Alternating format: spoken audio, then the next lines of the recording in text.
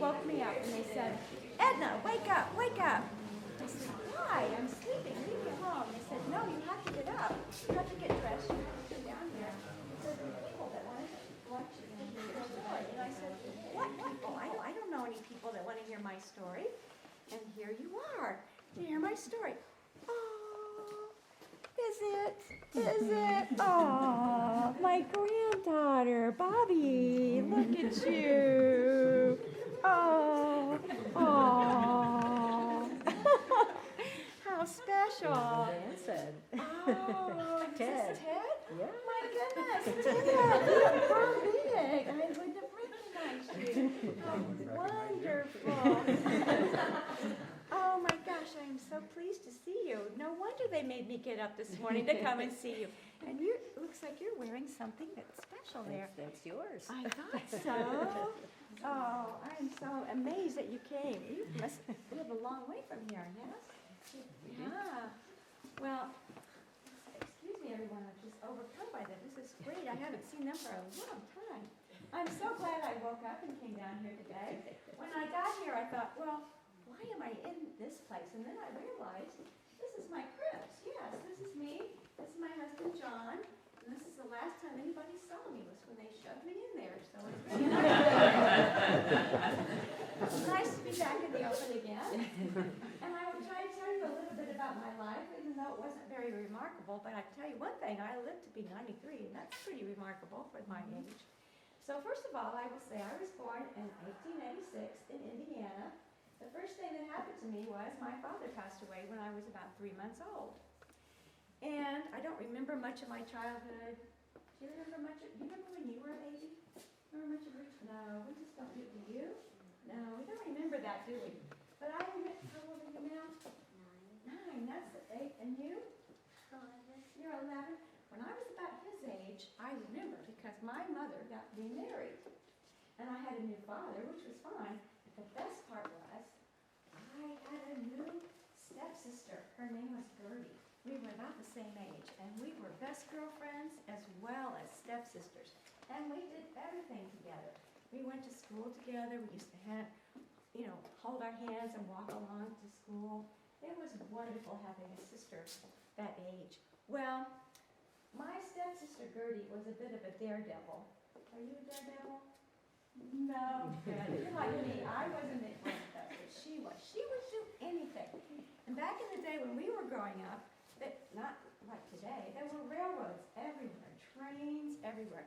You could walk anywhere and you'd run into a train yard. And when we walked to school, hand in hand, we had to walk by this train area. And one day there was a big car there, just sitting out there, and there was a switching engine that would come by.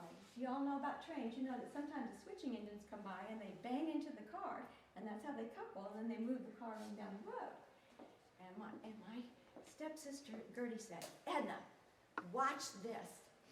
When that engine takes off, I'm going to see if I can run right across that track, go under that car, and go over there before that engine hits that car.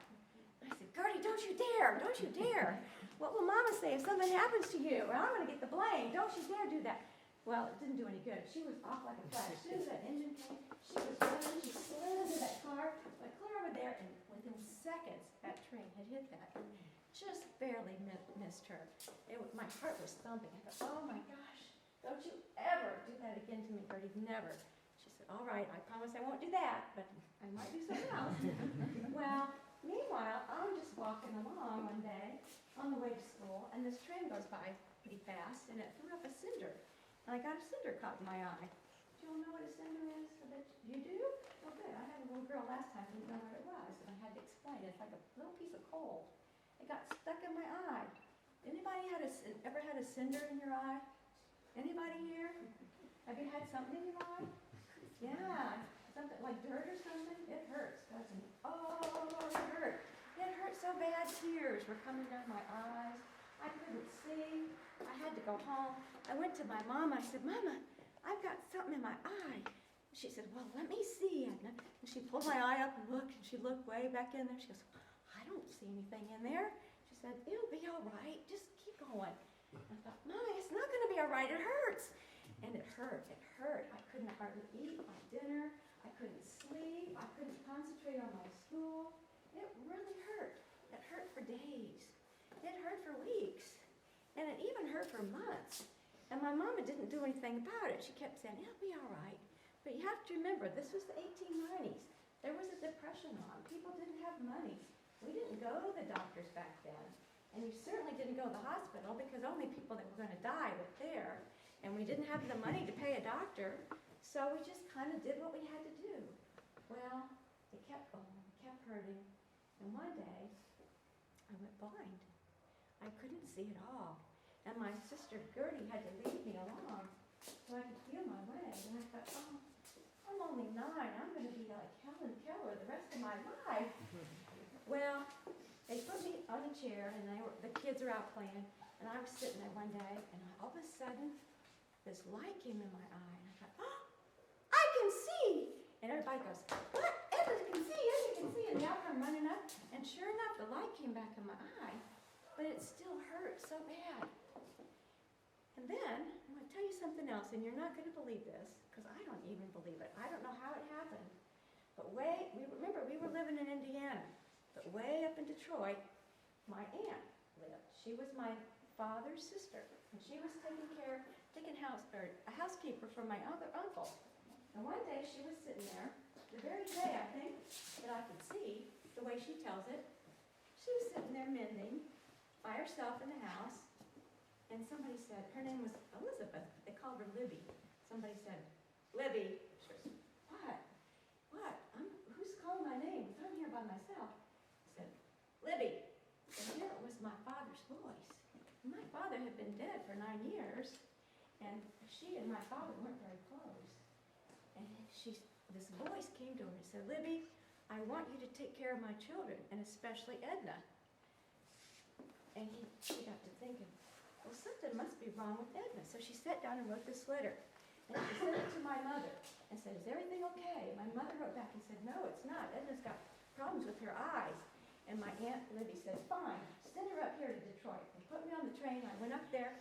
Next thing I know, I was in Children's Hospital up in Detroit, a big hospital with lots of beds, all these kids everywhere. And the doctor came to look at me. And he looked at my eye, looking at it and goes, I didn't like the sound of that. And he goes, young lady, he was a very kind doctor, but he was very angry, I could tell. He goes, young lady, if you had come to me 2 weeks earlier, I might have been able to do something for you. He said, but I can't do anything for you now. That eye's too far gone. I can take the cinder out of it, but I'm afraid you're going to lose that eye. And I did. But gave me a glass eye. Can you tell the difference? See, it's real, yeah. So I got a glass eye out of it, which my grandchildren really, really enjoyed. Now, so that was the story that my grandchildren liked me to tell about my young life. Well, after that happened, my Aunt Libby decided I needed to move up to Detroit with that side of the family and leave my mother behind. So she sent me to live with my Aunt Nora. And I thought, oh, I don't want to leave. I don't want to leave Gertie, my best friend, but I had to. So I moved up to Detroit, and I ended up living with Aunt Nora. And she had a little girl that she adopted named Laura, so we got to be friends. And I lived there for a while till I was about 16. And then the family decided to move from Detroit down to Columbus, and that's how we ended up here in Columbus. And we came down by train. Does any of you remember Union Station? You're all too young. You really do? You remember pictures of it, don't you? That's probably what you remember, yes. Well, anyway, we arrived at Union Station. I was walking up, and I looked out on High Street, and lo and behold, there were these arches made out of steel across here with light bulbs in them, all lit up. It was like a fairyland. It was beautiful. I thought, I'm going to love living in Columbus. And I did. You could take the streetcars, you could do things. It was a wonderful life. By the time I was in my 20s, I had a job. I worked for the American Cash Register Company. Now, I know you probably all heard of the National Cash Register Company out of Dayton, but this was the American, and it was headquartered here in Columbus on Yale Street down in Franklinton. And I had a job there. I was earning money, and I had made a new friend. Her name was Ann. And we used to hang out together after work. We liked to sit on the bench in Franklin Park and watch the flowers. It was a different life back then. One of the favorite things we liked to do, and you're going to laugh at me, we used to go down there in the evenings, or even during the day for that matter, and sit there and watch the sky, because Halley's Comet came over there. 1910, Halley's Comet lit up the sky. Everybody went out and watched it. It was a magical thing to see. So that's what we used to do for fun back in 1910. And I went to church with my friend Ann. It was a little Welsh church on the corner of Long Street and 6th. You can picture it. Went to church there, and that's where I met my husband. And here is a picture of him. Kind of handsome, I thought. Kind of debonair. Well, I met him. He was from a little town called Thurman, Ohio. Anybody know where Thurman is? No? Yeah, I'm not surprised. It's really small. It's down in Gallia County.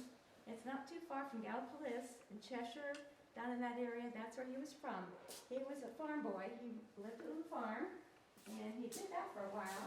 And when he came of age, he decided he was going to go to the big city and go to school and make a name for himself. So he went to the Columbus Business School, graduated there in 1902, got a job again with the American Cash Register Company, but he worked in Saginaw, Michigan.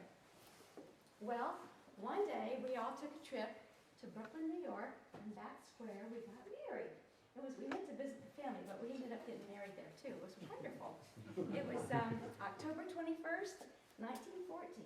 Now, there was a war going on in Europe, but we didn't worry about that. No, because President Wilson said, well, we're going to keep this country out of war, so we just believed him, you know. Of course, that didn't happen. The war did happen, and we did get involved, but we continued to work, or to live up in Saginaw where his job was. Well, after the big 1913 flood that happened all over the Midwest, the American Cash Register Company became bankrupt a couple years later. Only the NCR was left, and my husband lost his job, so we decided to move down to Columbus, and he got a job at an investments firm called Meeker Company, and he worked there, and we did really well. Times were booming. It was the 20s. Everybody was buying, you know. You could do it. You could buy with margin. We were buying. We built a new house in Bexley, brand new. Moved in there in 1922. Had all the latest conveyances. I had an agitator washing machine and all kinds of, no more of that wringing those things close to the wringer, you know. It was great. We were living good. And, you know, I'd lived with relatives all my life. To have my own house with my husband, I had 2 boys. One of them was John Jr. and there was Howard. We were doing fine.